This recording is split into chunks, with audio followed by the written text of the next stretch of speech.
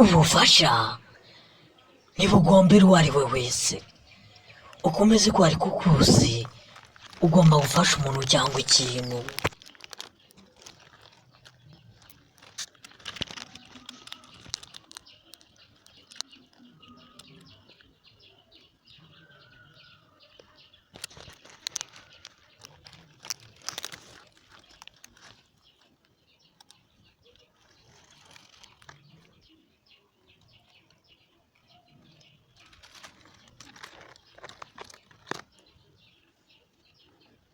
Kiyoni cyanjye, tuza ntacyo uzaba turi kumwe, uzabaho kandi nta kibazo ufite, nzakugaburira, uzarya, ntuzigera ubwirirwa, uzihanganira uburibwe bwawe ufite, kuba utakiguruka, uguma ahantu hamwe kandi uhumure, nzakugaburira kandi uzakira, uzabona mwene wanyu so na nyoko ndetse na bene wanyu.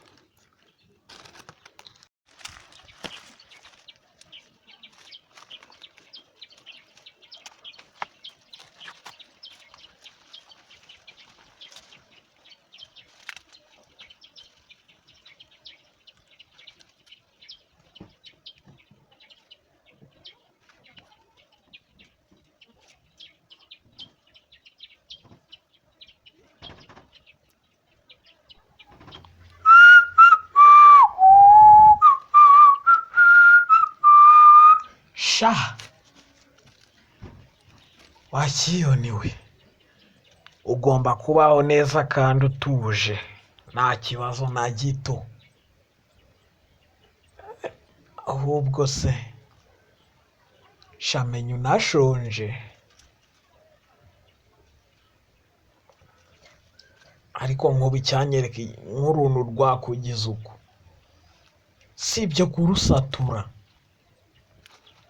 sha.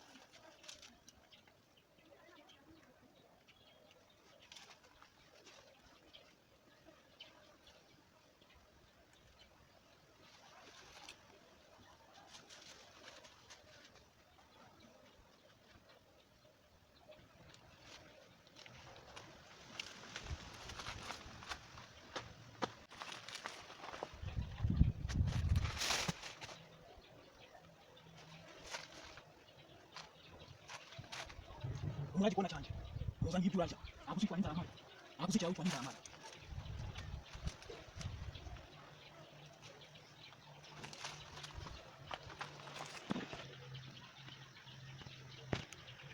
Humura, ntabwo uzapfa mari.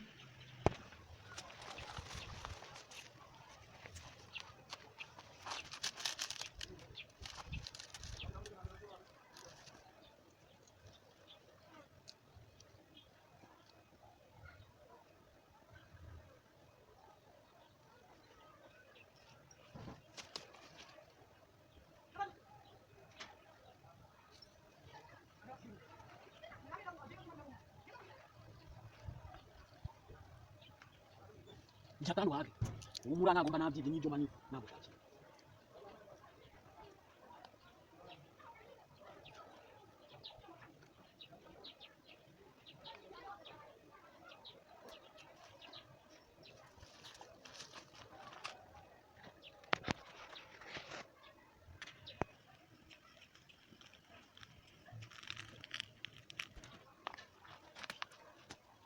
Ni kujya n'ubwana.